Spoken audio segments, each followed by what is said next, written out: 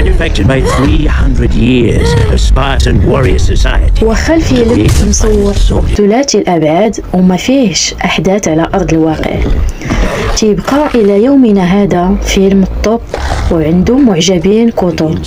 هذا الفيلم صدر عام 2007، والناس اللي سهروا على الخدمه نتاع هذا الفيلم انتقدوا المخرج والمنتج، وكل شيء كان متوقع باللي الفيلم غتكون عنده خساره فادحه، ولكن الفيلم حقق ارباح خياليه في شباك التذاكر، وكانت المفاجاه غير متوقعه لا للمخرجين ولا للممثلين، وحصد جمهور لا يعد ولا يحصى.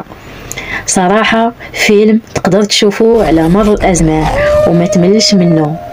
فيلم 300 اكشن، حرب، مغامره ودراما مصور.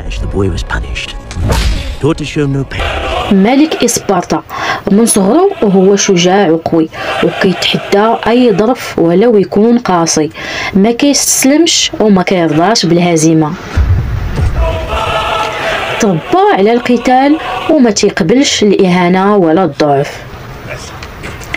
عاش في مملكه كانوا الرجال تاعها اشداء وكاع القبائل تيخافوا منهم، وكانت عنده زوجة حكيمة كتعاونو وكيتشاور معاها في كاع امور الدولة، وكان عنده وليد عزيز عليه بزاف، وكانوا عايشين في سعادة. حتى لواحد النهار كيدخلوا عليهم رجال جايين من بلاد الفرس، وتيكونوا حاملين رسالة من الملك الفارسي المقدس العظيم الذي لا يقهر.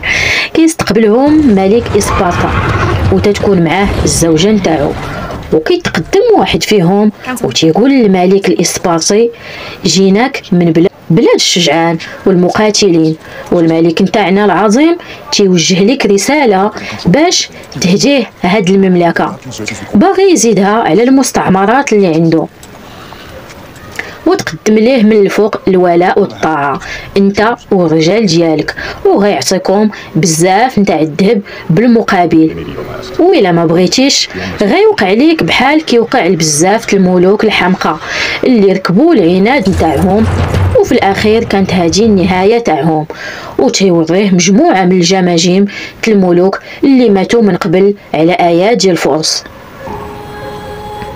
ملك إسبارتا تيفكر مزيان وتيشوف في النساء المملكة اللي عنده كيفاش غيكون المصير تاعهم مع هاد الملك الفارسي الجاحد، وكيفاش غيعيشوا العبودية معاه، وتيشوف في مراته وكتعطيه الإشارة بعدم الموافقة، وتمتم تيرفع عليه السيف. الفارسي كيتخلع وتيقول ليه انا ماشي سوقي، انا فقط جيت نبلغ الرساله، وخاصك تعرف باللي ملكنا شديد فوق كل التوقعات، وغيرجع هاد المملكه رماد، والنساء والاطفال عبيد عنده وغيركعوا ليه كل نهار. وتيقول ليه ملك إسبارتا حنا شعب مقدس، ورجالنا ما تيقبلوش بالذل وبالاهانه، تنعيشوا في العز وتنموتوا رجال. وتيهز رجليه وكيعطيه واحد الدفعه، هي اللقطه الطوب الاولى في الفيلم.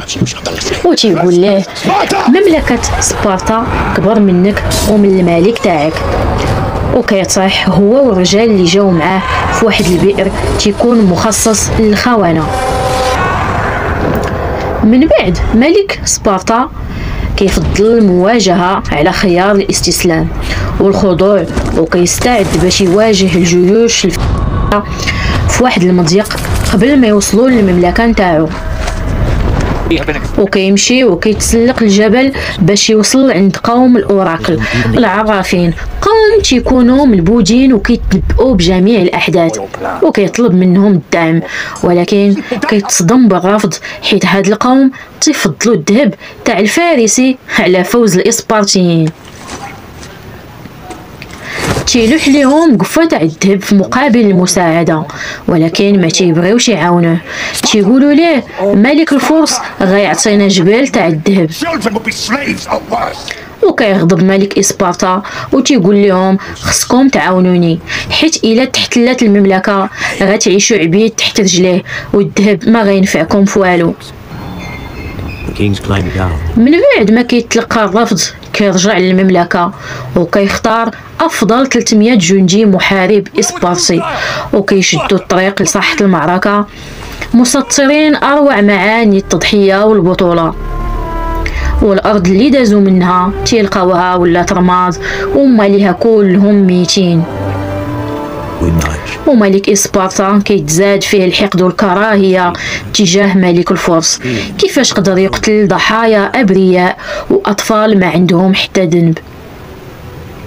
كيدوزو من واحد المضيق وكيشوفوا ألوفات الجيوش جايين لهم عبر البحر والأرض، والملك والإسبارتيين كيفرحوا حيت هما في واحد المضيق بعيد على جيش الفرس. ولكن للأسف تيشوفهم الخائن المنبوذ وتيبلغ عليهم وكتقلب الخطة وتيولي محتم على الإسبارتيين المواجهة أمام ألوفات من الجيوش الفارسيين. لقد برع اليونان في استخدام استراتيجية حربية متقنة بالاستفادة من الأرض والتضاريس اللي أفضلية في أي معركة تيخضعوا لها، ولو أنهم جيش قليل ما كيفوتش 300 جندي يوناني، وهذا الشيء راجع لكونهم متمكنين من الرماح والقتال وكيعرفوا يستخدموا السيف، وعندهم قوة كذلك لرفع الدروع. كيتضامنوا وكيتحموا في بعضياتهم، كيطاكيو بالدروع، كيدفعوا العدو ومن تم كيضربوه بالرماح.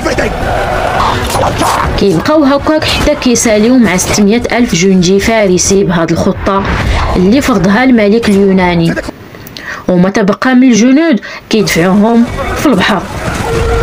كيجي جيش آخر وكيهجموا عليهم بالرماح كالشتا وكيتصداوها بالدروع وكيقضيو على الجيش بالكامل كذلك.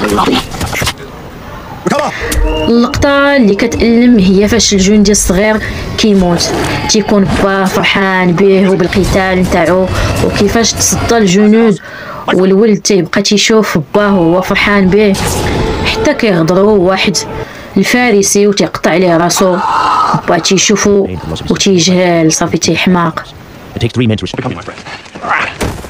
كيجمعوا كاع الجثث وكيجعلوها حاجز ما بينهم وما بين الجنود الموالين، وتيهجموا عليهم مجموعة من الحيوانات والمنبوذين والوحوش ومخلوقات غريبة الشكل.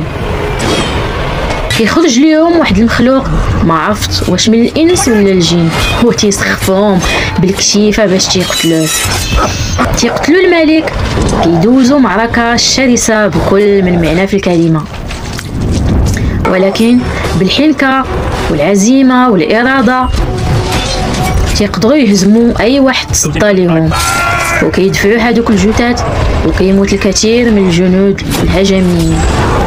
واخا هما قلال ولكن كان كل واحد فيهم بقوة 1000 رجل، ما كاين غير تشلاض حتى كيصبح الصباح وتيقضيو عليهم كاملين. تيكون ملك الفرس فوق الجبل وتيشوف المعركة كيفاش داز، وتيشوف كاع الرجال تاعو ماتوا وما كيعجبوش الحال،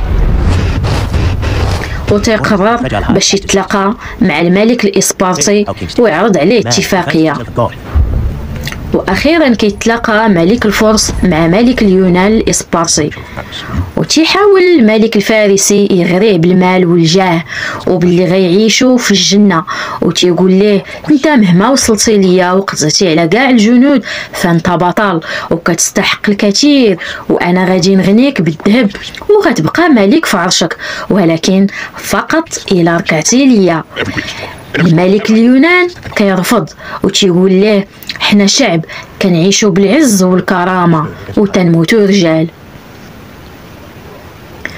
كيدور بهم جيش الفرس وجيش الاغريق وتيقولوا للملك الإسبارتي خاصك تستسلم، وخا غير على قبل الرجال تاعك راه عياو بالقتال، وزيدون ما مطلوبش منك الكثير، فقط ركعه ماشي زعما شي حاجه وصافي وغادي كلشي يتقادى. هنا ملك اليونان تيوهمهم باللي استسلموا وغيركعوا، وتيلوح الدرع والرمح وكيطيح على ركابيه وملك الفرس تيفرح وكيحس بالغرور حيت كلشي غيرك عليه. ولكن هنا كتوقع اللقطة الثانية والواعرة فاش الإسبارتي كينوض معاه بالرمح وعلى بعد عدة كيلومترات كيشرق ليه وجهه وكيشرق معاه الجبروت والقوة اللي كيتعجرف بها ملك الفرس. للأسف تيهجموا عليهم وتيموتوا كاملين إلا واحد فيهم كيرجع للوطن باش يبلغ الرسالة نتاعهم وباللي قوموا جنود وجيوش لا تقهر. هم لا جبال ولا وديان، قضاو على حيوانات ووحوش ومنبوذين فقط ب 300 جندي إسبارسي، حيت تيبقاو رجال وتيموتوا رجال دفاعا عن الوطن والشرف وما كيرضاوش بالذل.